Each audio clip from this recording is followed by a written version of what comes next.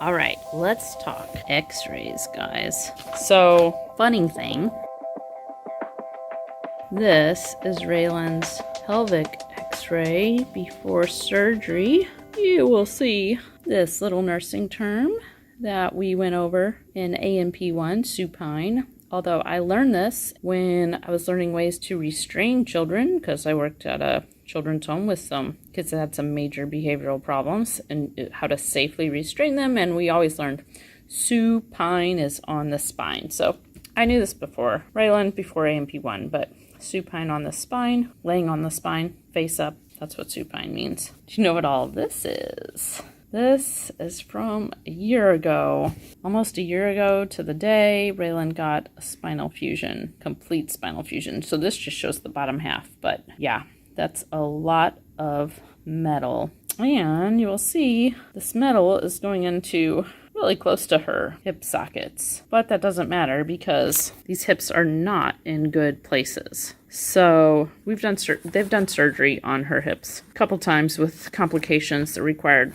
more minor follow-up surgeries both times, but this one looks further up, I know, in the picture, but it's not in a great place. Like, it's totally out of socket. See the line there? That's where, like, the femoral head, you learned this in A&P1, should be here, and it's, like, migrated way up here. Surprisingly, this was not causing Raylan a lot of pain, especially before her spine surgery. After spine surgery, her hips started causing her a lot more pain, but this was not horribly painful. This one, here's where it's supposed to be. You see the arch that the doctor drew. It's only a little bit displaced, but it was causing her a lot more pain because it was rubbing when she was trying to move. And the spinal fusion just made it really not good. Now, see all the ink spots here? This is not part of the x-ray. This is Dr. Schinecker scribbled, and he's like, all this part of the bone is what we got rid of. You see these, I believe this is called the trochlear neck or greater trochlear. If I was remembering what I learned in A&P1, I would know the name of it.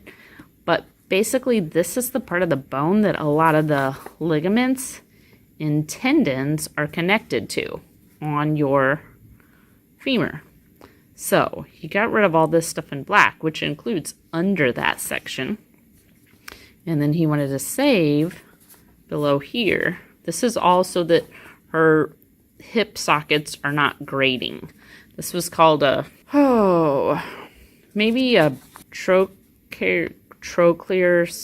neck sparing femoral head osteotomy.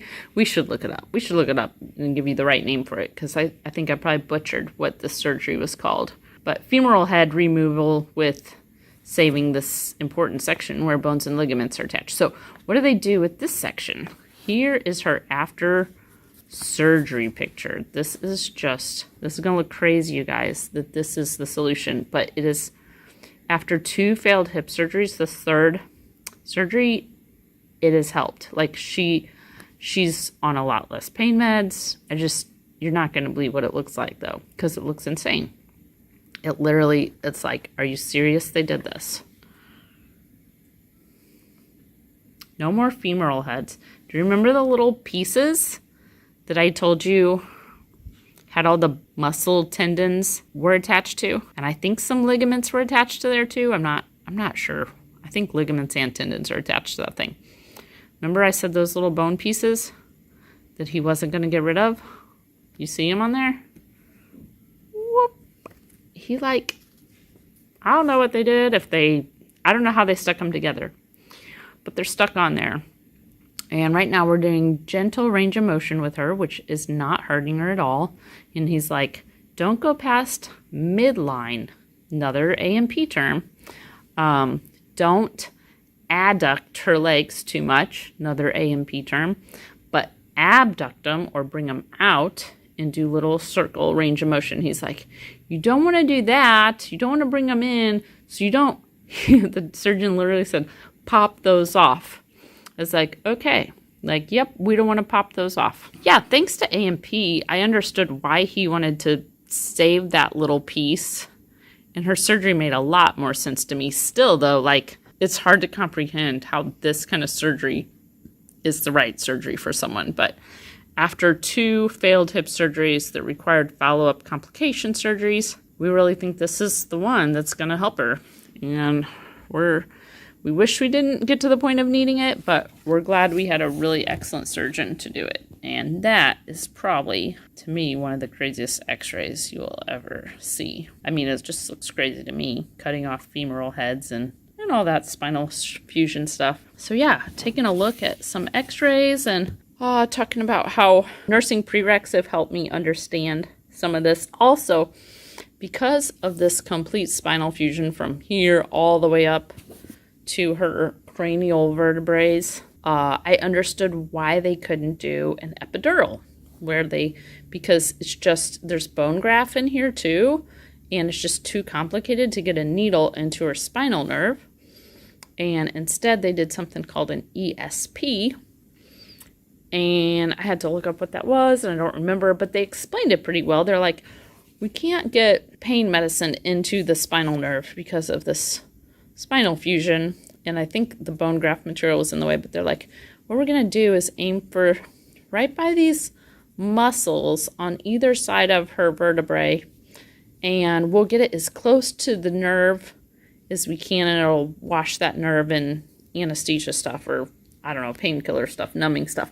Well, I know from AMP1 that you have like nerve bundles coming out of certain spots up and down your spine, and they go to, I know, certain diatoms, which is like sections of skin. And so I understood, like, they know where the nerves are that go to certain areas of your body and where they come out on the spine. And so they picked, the exact spots on either side where those nerves were coming out.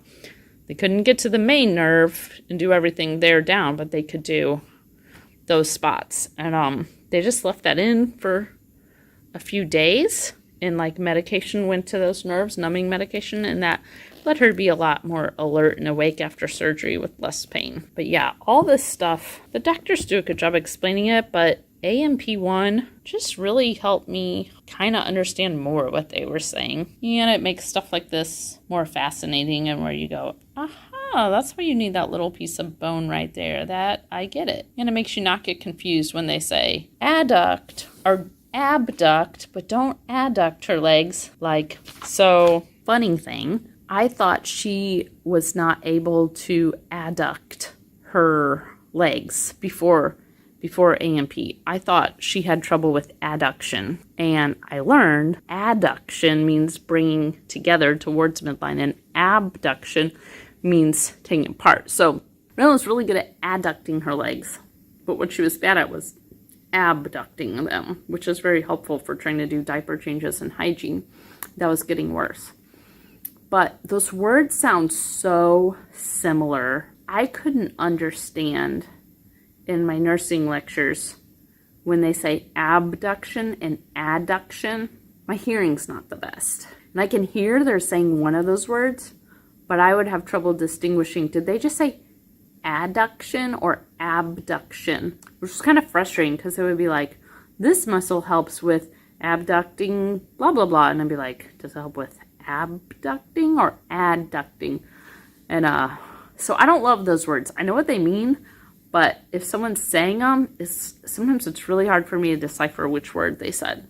But when Dr. Shineker said at her doctor's appointment Tuesday, he took her legs, one leg out of the cast at a time, and said, you can do some small circles abducting the legs a little bit. And then he's like, don't adduct them. I didn't get confused because I knew what those words meant, and I was watching him. Had I not had AMP1, I might not have even recognized that he was saying two different words, and I might have thought, why didn't he just say, do blah blah, and don't blah blah? I might have thought he was saying the same word, but I knew there were two different words that sounded really similar, and I wasn't confused thanks to AMP. So the more you know. But yeah, nursing prereqs already have helped me understand more what the doctors are doing, and when they explain stuff to me, I get it better. So it's pretty cool pretty cool. I've learned a lot because of Raylan that's made nursing classes easier, or prereqs easier, but also like these prereqs are helping me understand the doctors and nurses better when they talk to me. So yeah, the more you know. For my classes, helps me know more about Raylan. Raylan helps me know more for my classes.